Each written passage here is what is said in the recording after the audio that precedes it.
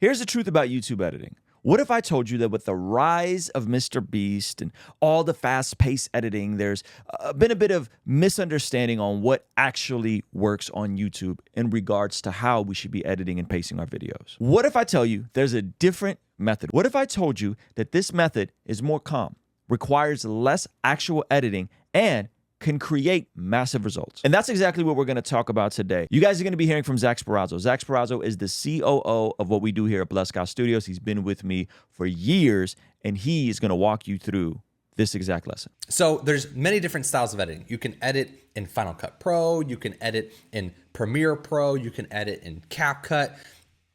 But here's the thing, they all do generally the same thing, is that they may have some other standout features that you prefer one or the other, but the ability to grab an in point, make a cut, grab an out point, make a cut, and delete that space in the middle is really what you're using for your YouTube videos.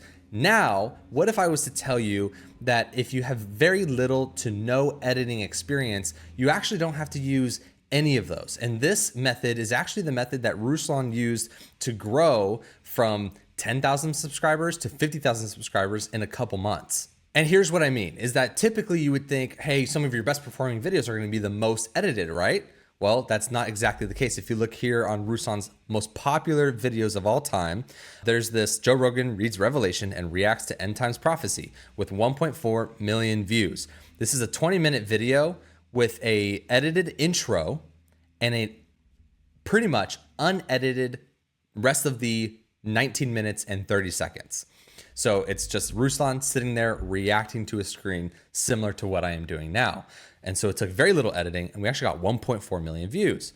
Same with this one, the prophecy that shook Joe Rogan's in the same lane, just sitting there reacting to a clip, but didn't actually take a ton of editing, didn't have a script, didn't do any of that stuff, just pulled up a video, had a general idea of what we're reacting to and jumped right into it. And his third most popular video is a 2-hour and 13-minute podcast. This Christian Navy SEAL infiltrated Hollywood. Here's what he found. That, for sure, doesn't have a crazy amount of editing. It doesn't have any retention hacks. So there's actually proof on YouTube that shows not only do you not need a lot of editing to do something successfully, but you also don't even necessarily need short videos that quote unquote retain attention. We're seeing a pull away from super short form videos. I think in a world where people are getting fed up with short form content and they're desiring to have dopamine detoxes and stick around for longer pieces of content, we see even Mr. Beast coming out and saying, hey, I'm going to make longer episodes that are slower paced, that have better character development. We just recently saw Alex Hermosi.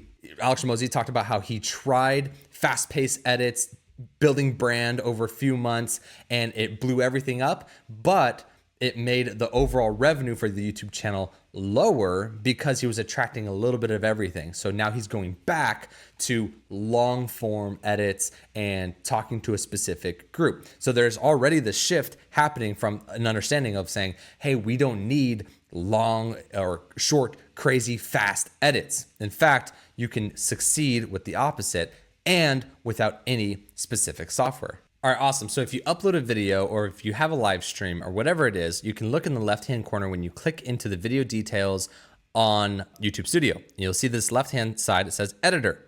Now what is this? Well, if you open it up, you get abilities to trim and cut things out. So we go to trim and cut, and you can then go find the things you want to cut out, maybe to shorten it, maybe you misspoke, maybe there's gaps in space. So let's pretend for the sake of the video that this is somewhere you want to make a cut. You're going to hit new cut, drag this to where the in and out point is. Now, obviously you would watch it back here. If I find out that Jesus Christ is a myth, then my faith in Christ is bad. Jesus wasn't real, then... If I find out that Jesus Christ... Cool, you see how it skipped from this time... It skipped from this part in the timeline to this part in the timeline because I made this new cut. Now, theoretically, let's say we like this. We're going to hit place. You can always go back and edit it or delete it later. But then you can go through and you can place a new cut and you can just trim out the same things. Now, what is this doing? All this is doing is that this is now creating an easier system, a dumbed down system of creating an in point, an out point, and deleting the thing in between. And that's what we talked about was the core input that you're using when you're using any editor. So if you don't have any editing skill, you can go inside of YouTube Studio and use this cutting feature, place your cuts, and then when you're done placing your cuts, you would hit save, and then it's going to process for a little bit, process your cuts, and create a new version or a revised version of the video in your YouTube Studio that has the edits and cuts you want to do. So as you've seen, you don't actually even need a lot of video editing experience, much less a video editing software to be able to get some of the basic inputs done that you need to get growing on YouTube. And I've even showed you that while we do have some editing nowadays, some videos are a little bit more produced than others. Some of our top performing videos are 90% unedited except for the intro. Now, here's what I will say is really nice to do for editing. If you're gonna overload in one area of editing, I would say it's fun to maybe spice up the intro, because what we've seen is that it increases click-through rate. When people see your video and title and thumbnail, they have a choice to click into it. When they click into it, that is the percentage that shows your click-through rate.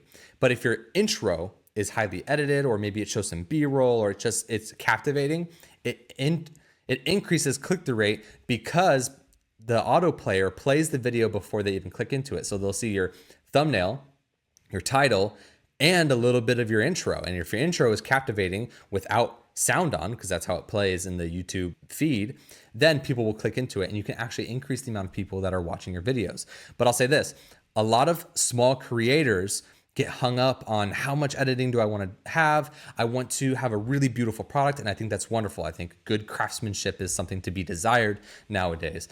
That being said, in the beginning stages, it's going to be more beneficial for you to have increased output than it is for you to have one amazing video. Because if that video doesn't perform well, or the algorithm doesn't really know where to put it because your channel is so small and it doesn't know who your people are yet, then all that time you put into one video just kind of goes down the drain, and your next video is going to be your next best shot. So if you don't spend 20 hours editing a video, then when it doesn't do well, it's not as big of a bummer for you and as discouraging.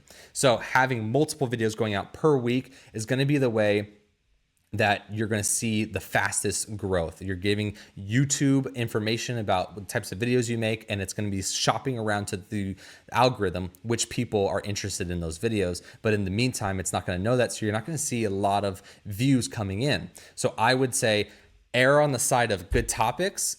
Outline your videos, know what you're talking about, but don't over leverage on editing so much so that you're not actually getting videos out. Again, some of our top performing videos have very little editing, or are even super long form podcasts. So I hope that cleared up the truth about editing and what you need to know as a new creator. Now, Ruslan is going to tell you about something we got coming up that's going to be really interesting for all you new creators. Hey, if you're a newer, smaller creator and you want to figure out a system that could help you develop predictable growth and learn exactly how we've been able to grow all three of my channels here on YouTube, check out this free webinar that me and Zach have coming up just for you. It's free, and you can sign up for that by hitting the link in the pinned comment below.